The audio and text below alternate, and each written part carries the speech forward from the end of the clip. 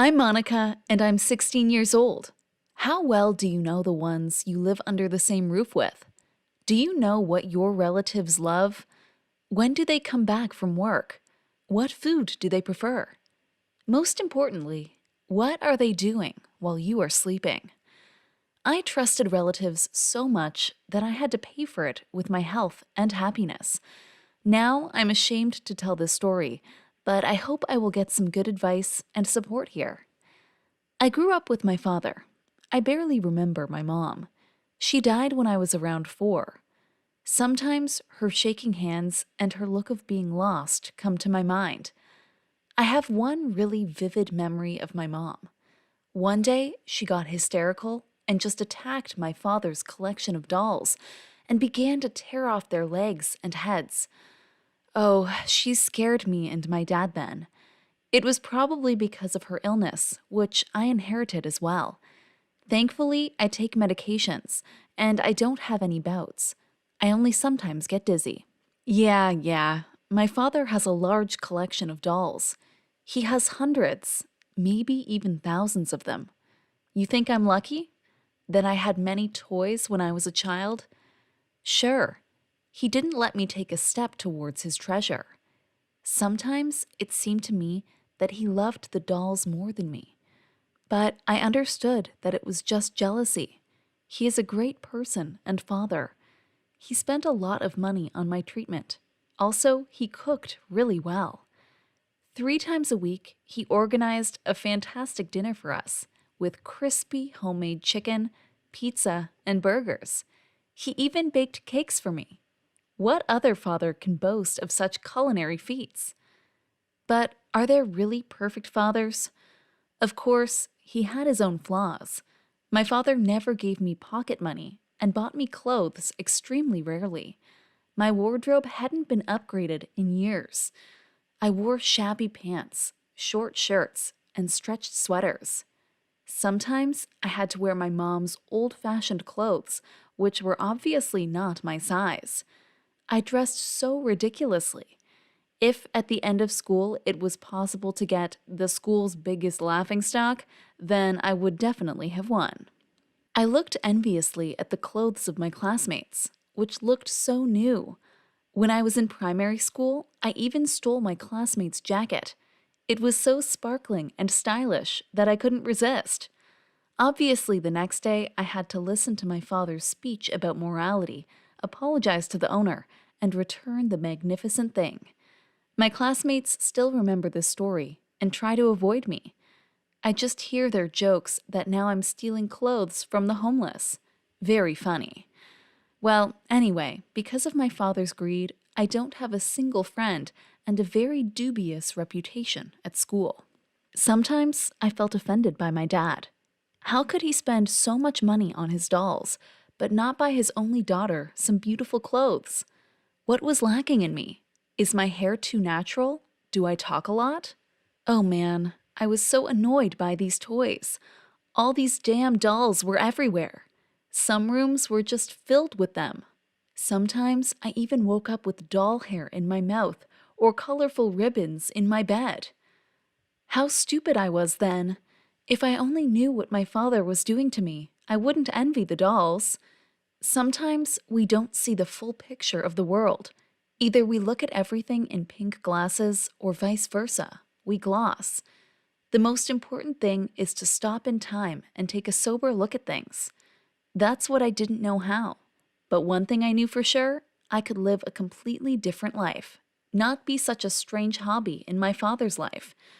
I tried not to think about them, tried not to cry when he bought some wig or dress at the auction. I was too shy to ask him for a new jacket or t-shirt. Also, I was constantly at home. No movies, no cafes, no parties. For every request to have a bit of money, I got one answer. Monica, you're sick. At any moment you can lose consciousness. Normal teenage life is not for you. It was hard to hear, but I knew he was right. I sometimes felt so weak and dizzy. It was like the earth was going under. The whole world was spinning like a rabid merry-go-round, and the mouth was dry. Most of the time, it happened after eating. I probably shouldn't have overeat. I quickly fell asleep and woke up in the morning, usually broken and hated the world. My dad always said it was normal, and so was with my mom. Therefore, I had to stay at home more. But damn, how much I wanted to spend more time with my peers. If I only knew what was really hiding behind my bad feeling. Despite his flaws, I loved my father. I had no one closer to me. Well, unless Aunt Lily, my father's sister. They had a strained relationship. She only spoke with me and often asked me to move to her to another state. But how could I leave my father who cooked such amazing meals and took care of me? No way in hell. That's what I thought, until one story happened that turned my life upside down. 6 months ago, my father and I were talking on the phone. When we said bye, he forgot to hang up his phone, and I heard something shocking. My dad was whispering under his nose his plans for the day. So, buy a chicken, spices, fix a car, and pop into the drugstore for Monica's tranquilizers. I shuddered. What tranquilizers? I suddenly realized I had never seen the packets of my meds. My father simply gave me some pills with my dinner. And my plan had ripened. I had to check out. Was my father lying to me? Or did I just think he said something about tranquilizers? Maybe it was a glitch in the phone network. Deep down, I knew. It was not interference on the line or in my ears. I'm sick, of course, but my hearing is excellent. My dad was up to something, and I had to do an investigative experiment, although I really wanted it to be a fantasy or a nightmare that would be over soon. And this is what I did. When I came home, I pretended not to have heard anything. During dinner, I laughed at Dad's jokes, talked about my school. I even imitated chewing chicken and drinking up the pills from my illness with water. It seemed my father didn't suspect anything. After our dinner, I went to my room and pretended to be asleep. Half an hour later, my father came into my room. I felt his fingers on my body. He started to powder my cheeks, put lipstick on my lips, and dye my eyes. I was laying in my nightgown and shaking with terror. He suddenly lifted my head and threw some fabric over it. I wanted to scream and cry, but I barely held myself. I expected the worst, but felt him putting a dress on me? My body was itchy from the chiffon, but with a lot of willpower, I continued pretending to be asleep. I decided to keep watching, but rather to experience the performance until the end. My dad started putting ribbons in my hair, saying some stupid dialogue about the weather and doll life. Then he put hot tea to my lips and spread cream cake over my face. He whispered into my ear so softly, like never before, "Why are you so messy? I'll wipe it off with a napkin." Jesus, what an absurdity! Was it a dream? Our tea party lasted around 2 hours. At the end, he washed me, took off the dress, and left the room. I couldn't shut my eyes until the morning, and was totally horrified. The man with whom I lived in the same house and called my father is crazy. I wasn't a daughter to him, but a human-like doll in his collection, which he stuffed with tranquilizers. So that's where my headaches came from.